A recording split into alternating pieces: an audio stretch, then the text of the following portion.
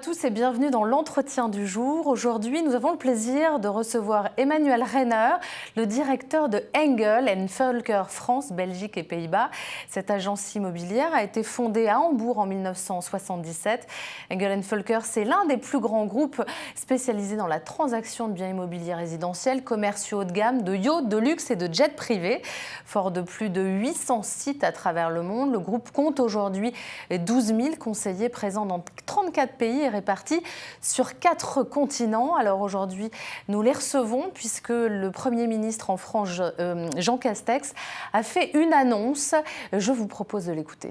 La reprise des visites immobilières sera également autorisée à cette même échéance pour les professionnels comme les particuliers, là encore dans le respect du protocole sanitaire applicable. Ça y est, on se remet enfin au travail. Exactement, ça c'est une nouvelle que nos 250 conseillers à Paris, nos 50 conseillers sur la Côte d'Azur attendaient.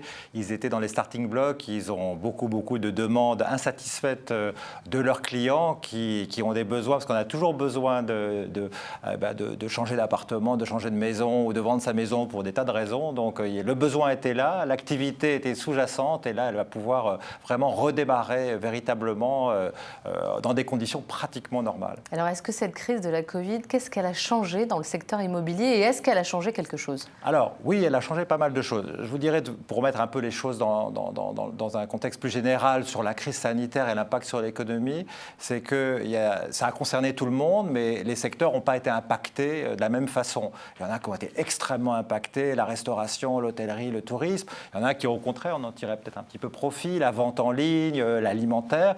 Nous, on est un petit peu entre les deux. Parce que c'est vrai que l'activité a été mise totalement à l'arrêt pendant le premier confinement. Donc ça, forcément, ça a un impact. Mais on a eu un énorme effet, un énorme rattrapage dès la fin du premier confinement. On a organisé plus de 500 visites la première semaine du déconfinement. Donc vraiment, là aussi, à Paris. Donc nos 250 conseillers à Paris, 500 visites dès la première semaine. C'était dû à quoi, ça, à votre avis? C'est-à-dire que en ce qui concerne l'immobilier, c'est pas comme, pour faire une comparaison un peu triviale, si vous n'êtes pas allé chez le coiffeur pendant les 2 mois du confinement, eh bien, vous n'allez pas y aller 15 fois la première semaine. En revanche, les projets immobiliers, il y en a qui sont des projets qui sont liés, qui sont pas reportables ad vitam aeternam. On doit quitter son appartement. On a besoin d'un appartement plus grand, d'une maison plus grande. On a envie d'un jardin maintenant. Donc, ces besoins-là qui n'ont pas été satisfaits pendant 2 mois, on les a retrouvés dès le mois de mai. D'où cet emballement, cet effet de rattrapage. C'est étonnant qu'il n'y ait pas eu de frilosité comme ça. Et je pense aussi que c'est lié au fait que dans des temps incertains, eh bien, la pierre, ça reste rassurant. Au moins, on sait, on achète une maison, on achète un appartement. C'est du, comme disent les Anglais, brick and mortars. C'est des briques et du ciment. Et on sait que c'est quelque chose qu'on avait conservé. On sait aussi que sur le long terme, l'immobilier se valorise toujours. Donc, dans des temps incertains, on n'est plus sûr de rien, où la bourse fait le yo-yo à la hausse, à la baisse. Eh bien, ça, au moins, c'est une certitude. Et puis, c'est toujours un toit qu'on a sur la tête. Alors, la question que tout le monde se pose, l'immobilier va-t-il baisser en France, donc à Paris, et puis aussi pour les résidences secondaires? Alors, c'est ce qu'on a dit. Alors, les chiffres disent le contraire pour l'instant. D'abord, sur Paris, on était sur une très forte hausse sur l'année 2020. On était sur un trend de 15, 16, 17%. Là, la hausse s'est ralentie. Donc les prix n'ont pas encore baissé. On est toujours sur une hausse qui est un petit peu inférieure à 1% sur les derniers mois. Donc ça stagne, mais ça baisse pas. Tasse, mais ça baisse pas. Et bien, est-ce qu'il y a des transactions qui se font ou est-ce que c'est... Alors, le volume de transactions a baissé à peu près de 30%, toujours à Paris. C'est un bon marché test, c'est très représentatif. Parce qu'effectivement, 2 mois où il ne se passe rien, c'est sûr que ça a un impact sur les chiffres. Mais nous, les transactions, à notre niveau, en ce qui concerne la visibilité qu'on a sur le marché, c'est reparti tout à fait sur un train normal. On est à plus 15% par rapport à l'année dernière.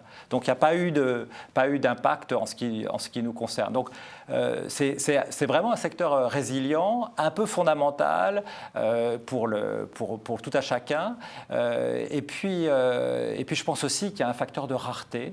Le marché parisien était extrêmement tendu. Il y avait beaucoup plus d'acheteurs que de vendeurs. Il s'est légèrement détendu. Il y a beaucoup plus de biens sur le marché maintenant. Il y a plus de biens, mais il y a toujours une tension entre les acheteurs et les biens. Il y a toujours beaucoup plus d'acheteurs que de biens. Que ces acheteurs cherchent. Hein. Voilà.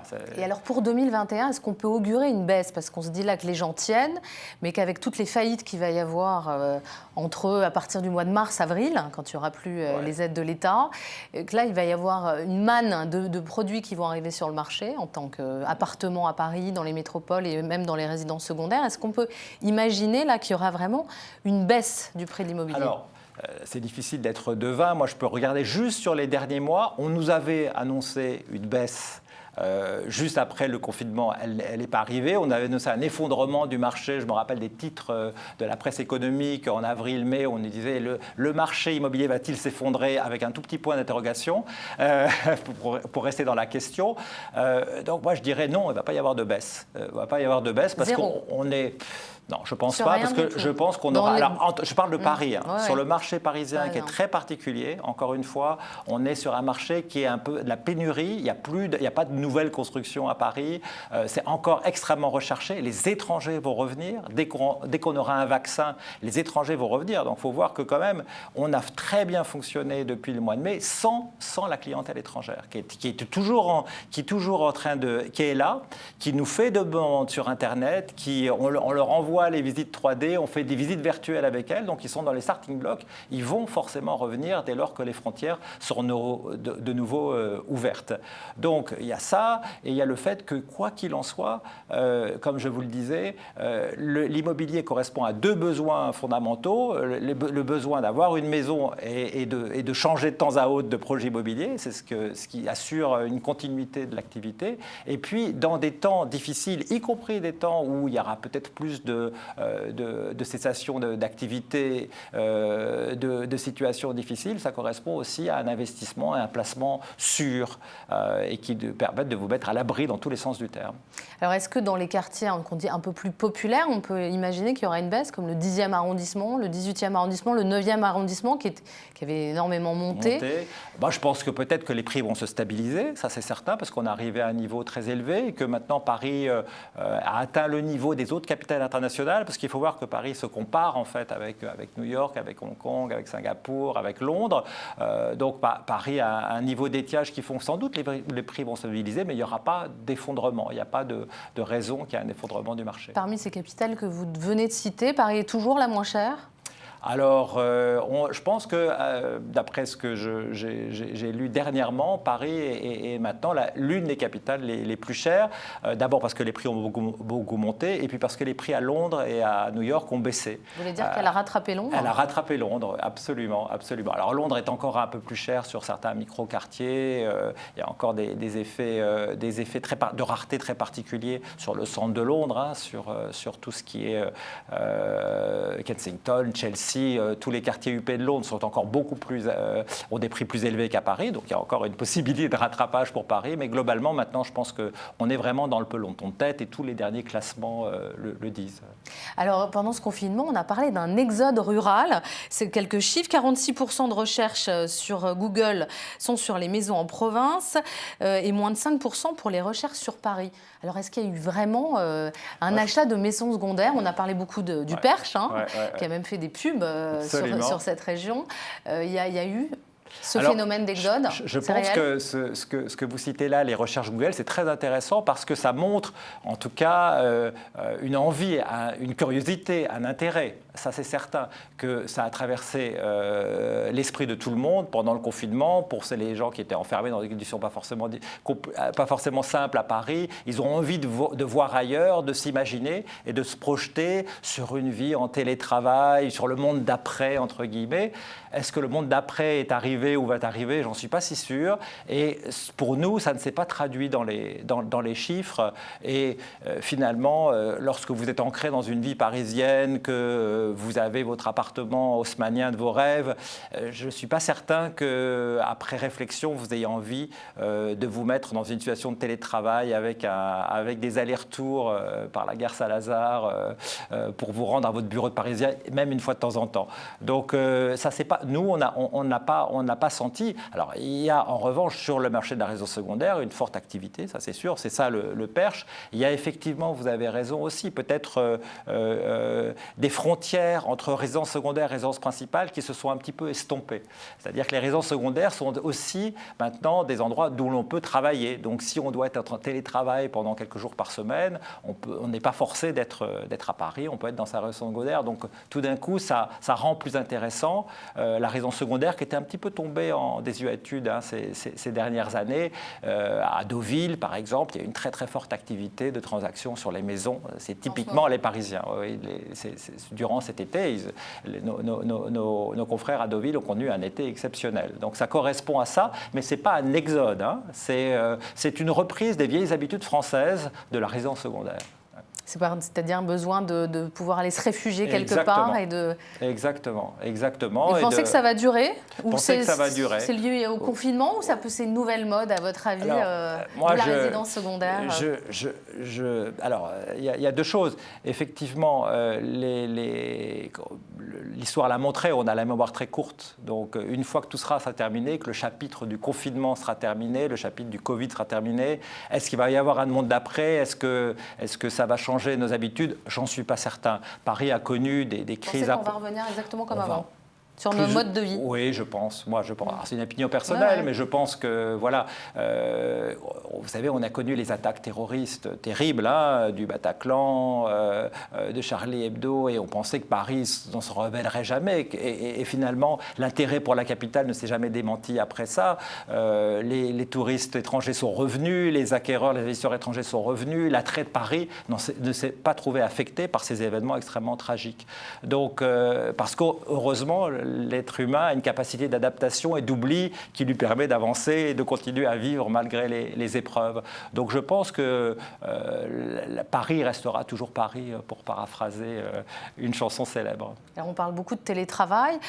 Quid de l'immobilier de bureau? Est-ce que vous avez l'impression que c'est un secteur en baisse? Alors oui, c'est un secteur, alors là pour le coup, qui sera sans doute plus affecté par les nouveaux modes de télétravail et de travail. Je pense que d'une certaine façon, c'est ce qu'il restera du confinement.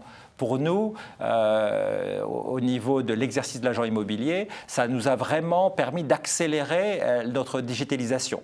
C'est-à-dire, on a dû vraiment accélérer toutes les procédures de signature électronique, les visites virtuelles, les visites en 3 dimensions, etc. Mais les gens achètent sur une simple visite 3D? Non. Non. Mais ça prépare l'achat et c'est ce qui fait ces effets de rattrapage dont j'ai parlé. Mais voilà. Et je pense qu'effectivement, le télétravail qui a été mis en place de façon forcée et contrainte, plus ou moins pendant les 2 différents confinements, eh bien, ça a montré aux employeurs que le télétravail, c'était possible, que ça pouvait fonctionner, qu'on n'avait pas forcément une perte de rentabilité des employés parce qu'ils étaient en télétravail chez eux, bien au contraire. Donc, ça leur a mis la puce à l'oreille et il se pourrait...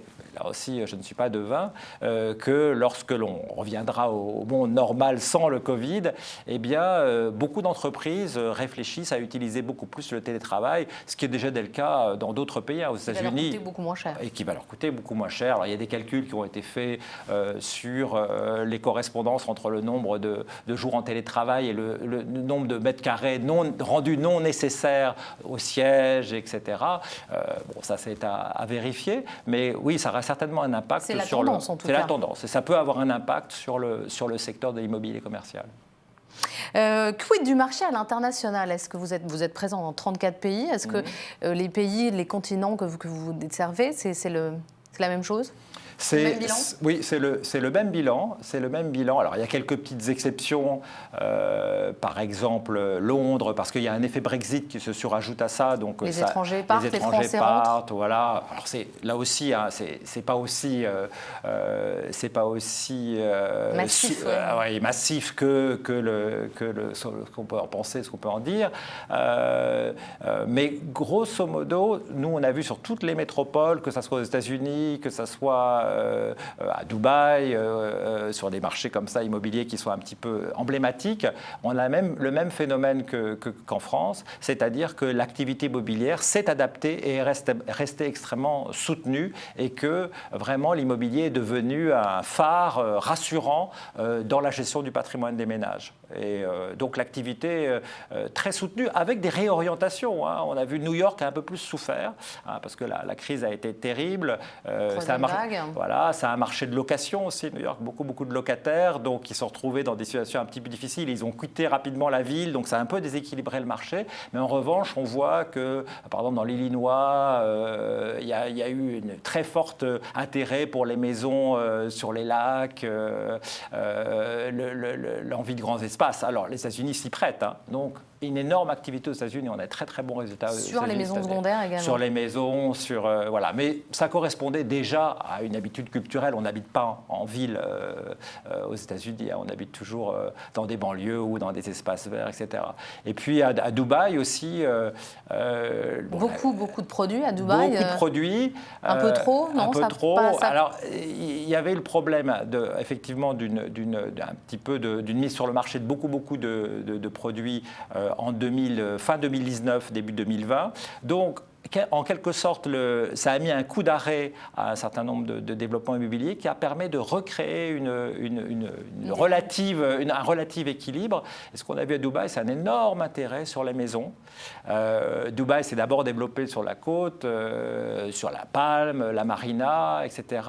Et là, il y a un énorme intérêt pour les maisons et tous les nouveaux quartiers qui ont été faits à l'intérieur des terres, si je peux me permettre, où ils ont créé des lagons artificiels et ils ont détourner la crique traditionnelle pour amener de l'eau à l'intérieur et créer de la valeur et créer des environnements qui sont similaires à ceux qu'on a à Miami ou à Tampa. Et donc, il y a un très fort demande sur les maisons et ces programmes partent très vite et beaucoup de Français achètent. Fiscalité attractive et le ticket d'entrée est très abordable. Là, on est sur 250 000 euros, 300 000 euros. Oui, donc, le prix d'un petit studio à Paris. Voilà, et on a une maison avec une très belle rentabilité locative. Et le Qatar, là, essaye de faire concurrence à Dubaï. Voilà. Une ville a acheté, un visa offert. Ils font la promo partout, à la télévision, etc. Voilà. Ça peut être un vrai concurrent pour Dubaï, hein. Il y a encore de quoi faire. Alors, je pense que les deux villes ne sont pas du tout positionnées de la même façon, mais c'est vrai que vous avez raison de dire que le Qatar propose ces nouveaux dispositifs par rapport à Dubaï. Avec en tête le développement effectué par Dubaï depuis de nombreuses années. Mais la grosse différence, c'est que le Qatar ne se positionne pas sur la carte touristique, alors que Dubaï est une destination touristique en tant que telle. Ils sont pourtant en train de la développer. Ils sont en train de la développer. Avec les hôtels de luxe, avec des plages, avec des boutiques. Mais Dubaï a 15 ans d'avance sur le développement du paysage, des monuments emblématiques. Ils ont fait un travail remarquable. Et dernière question, à votre avis, où est-ce qu'il faudrait investir aujourd'hui pour faire une bonne affaire ? Ah, ça c'est la question. Moi, je pense qu'effectivement, à Paris, il y a toujours des bonnes affaires à faire, hein, quoi qu'il en soit. Je dirais dans tout le quartier, en fonction du bien. Si vous trouvez des biens qui ont besoin d'une rénovation, il y a encore beaucoup de biens à Paris dont les aménagements intérieurs ne sont pas au niveau de la valeur intrinsèque du bien. Et c'est là où vous faites des bonnes affaires. On pense au 8e, au 16e, hein. Oui, aussi, mais l'Est de Paris, l'Est parisien, il y a toute une série de biens qui continuent à exister, qui ont été habités par la même personne pendant 40 ans et qui vont être vendus au prix du marché. Et si vous faites les travaux nécessaires, forcément, vous allez les valoriser. Et puis, bien sûr, il y a toute la dynamique du Grand Paris qu'on nous annonce depuis un certain temps, mais qui va forcément arriver. Et déjà, on a vu des grosses accélérations de prix sur la première couronne, sur l'ouest de Paris, Saint-Cloud, Garches, Vaucresson, Ville d'Avray, tout ça. Il y a des prix qui, maintenant, on est à 10 000 mètres, 10 000 euros le mètre sur des communes comme Saint-Cloud, ce qui était absolument pas envisageable il y a quelques années. Voilà. Je parle vraiment du haut du secteur, hein, mais c'est très certainement là où il y aura des valorisations importantes à faire. Merci Emmanuel Renner d'avoir été avec nous. Avec plaisir. Et à bientôt. À bientôt.